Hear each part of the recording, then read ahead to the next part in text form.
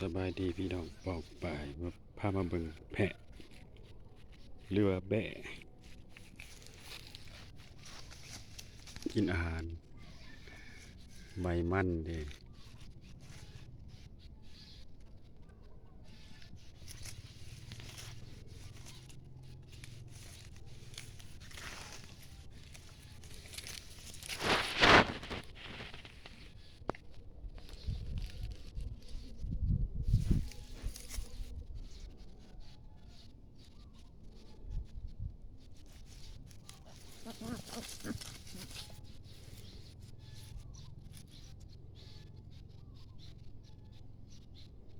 อิ่มแล้วบ่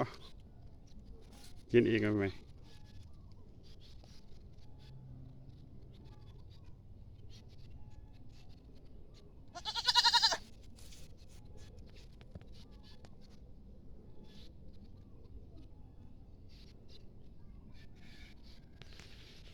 สองแม่ลูก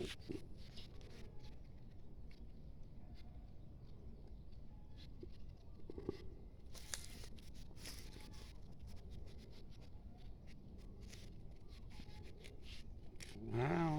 เหี่ยวแล้วบักเถิกหน่อย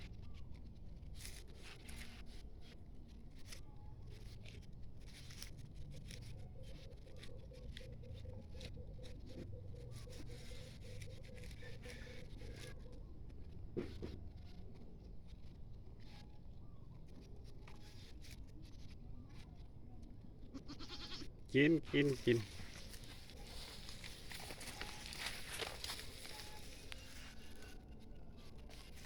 อ้าวสำนีนะพี่น้องนะขอบใจพี่น้องๆทุกคน